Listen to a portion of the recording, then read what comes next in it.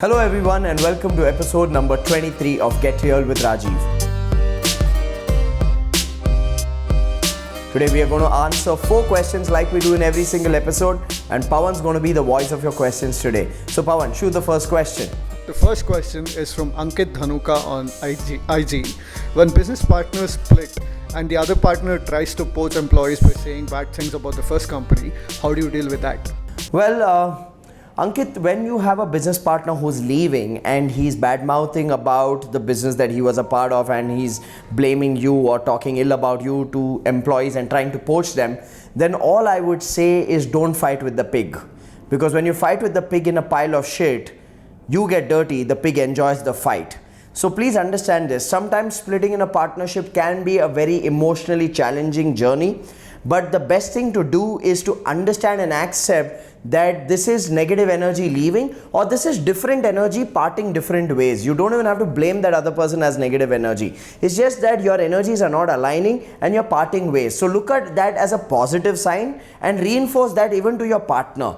That you know what, we think differently, so neither you are right, neither I am wrong, neither I am right and you are wrong. It's just that we are different and we've come to that realization and we are moving away, and let's move away in the right intent and in the right spirit. Now when you communicate and establish this, and even after that, if a business partner goes out there and talks ill about you and tries to poach employees, then don't fall to their level.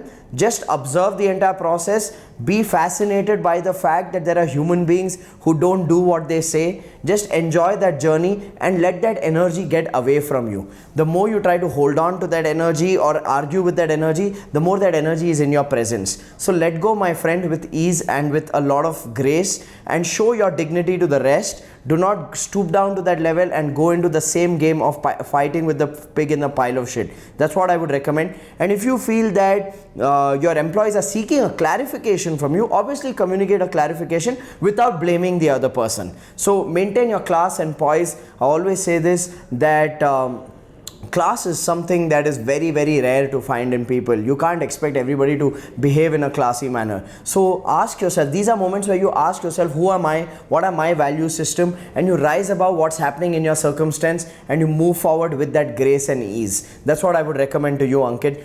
Don't mess your mind with this. Enjoy the fact that you're splitting. The energies are moving in the right direction. Just trust that and thank the universe for allowing you to experience this process of splitting, because most people look at splitting as a wrong thing. I think it's a great thing, because it only means that you are now going to flow in your flow of energy without any interruption. So enjoy that process, my friend. Pawan, what's the second question? Saida Fatima on Instagram asks, how to deal with negative family members when you're trying to make your startup work?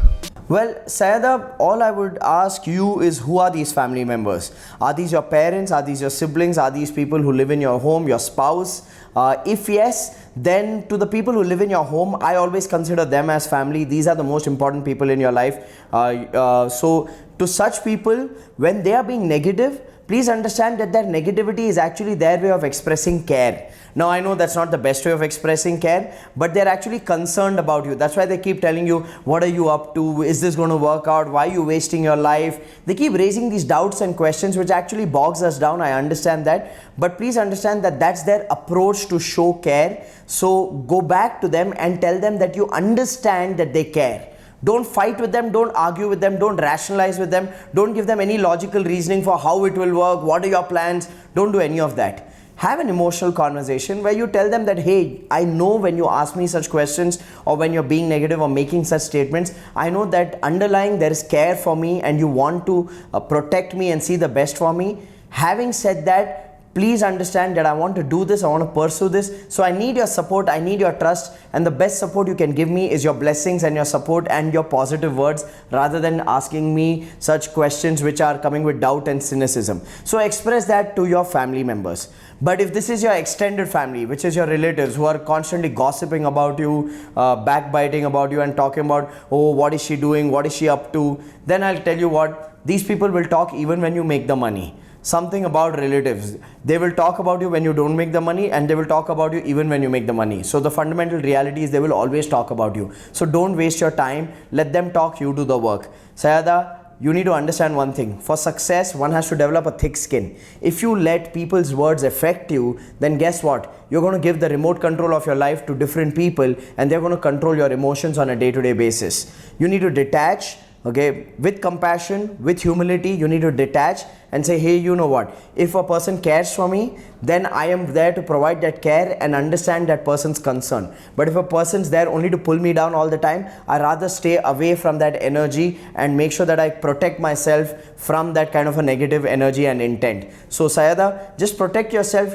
Don't make people's words your reality. Just keep going with the flow and find an environment which uplifts you. Find a family which uplifts you, because the universe never leaves a void.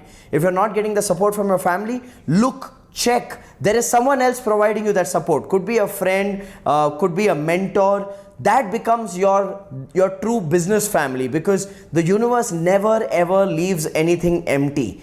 We expect love of a certain type from a certain people, but we forget to see that we are getting the same type of love that we want from somebody else. So rather acknowledge that, rather than crave for love from that particular person or crave for support from that particular person. So just understand the universe is keeping everything in equilibrium, and derive your peace from that, Sayada. I hope that helps you. Pawan, what's the third question?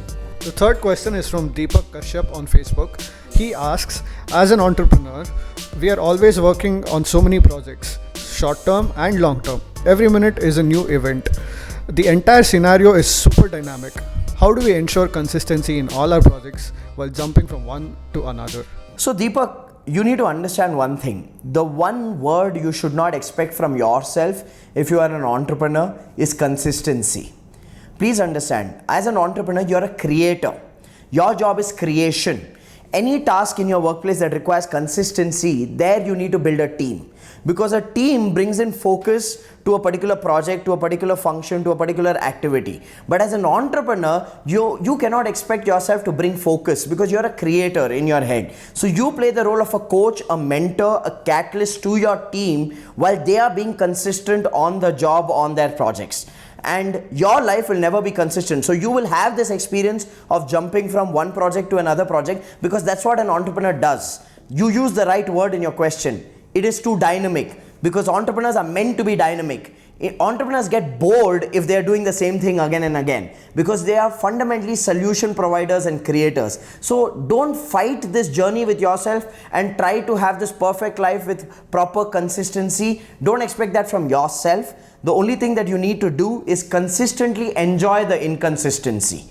A lot of people battle the inconsistency. They keep praying for a time where everything in their life is normal, everything is stable, everything is fine. If you're an entrepreneur, that's never going to happen. We live in chaos as entrepreneurs. Now the question you need to answer to yourself is my chaos of crisis, or is my chaos of growth? Chaos of crisis is dangerous, because there you're working for survival. You're making ends meet. That's all you're focusing on. How do I make enough money to pay my bills on time, to pay my salaries on time? That is the chaos of survival and crisis. If you have that, then that's worrisome. But if you have the chaos of growth, which means you're constantly creating, innovating, jumping from one project to the other, evolving, and you're seeing that you're making progress, then please thank your stars, thank God, thank the universe, thank yourself for experiencing that chaos of growth, and enjoy the chaos, because there's no such thing as stability and monotony in an entrepreneur's life. So stop fighting that. Just accept it, and you will see that then you ride the wave of chaos with a lot more peace. Because at the end of the day, it's our perspective. Some of us have the wrong perspective. When we are growing and we are dynamic, we feel, oh my God, something's wrong. When will this stabilize? Well, all I have to say is that let the stability be handled by the fact that you build clear teams and systems. When you build focused teams and systems, then those operations get stabilized. But as an entrepreneur, you always got to keep reinventing, re-innovating, and keep exploring and recreating whatever you're doing, so that you keep creating new potential for growth for your business. So enjoy the chaos, my friend. Don't fight it. That's all I would say, Deepak. So from there, let's go to the fourth question. Pawan, what's the fourth question? The fourth question is from Divya Srinivasan on LinkedIn. She asks, what are the pros and cons of running a business on the face value of the business owner? Well, Divya, I like that question. It's a very personal question because my business has been built on my face value. My company is called Quantum Leap Learning Solutions Private Limited. People hardly know my company's name. Most people know the brand of Rajiv Talreja. We are 3 business partners, and we took this conscious decision in the year 2015 that we will build the business around one brand initially, and then eventually build a brand out of each individual who's at the top management of the business. Having said that, the mistake you could make is that it's okay to build the business on your face value, which is on your brand, but it's not okay to have the operations dependent on yourself only. That would be disastrous. Now, the challenge I see is most people, especially service providers, say architects, interior designers, photographers, trainers, coaches, doctors, lawyers, chartered accountants. You take any services profession, most of these services businesses run on the face value of an individual, which is great because that person has built goodwill, they built a track record, which is great. But most of these guys get stuck because they make the mistake that apart from the brand value being the individual's face, even the work, the effort, the operational execution is done by the individual itself. That's when building a business on the face value of an individual becomes a trap. Having said that, there are people in every industry, in every services business. Take doctors, take lawyers, take trainers, take coaches, take chartered accountants, photographers. There are people in every business who have built a brand, which means that they are the brand, but they have a team executing it, which means it is possible.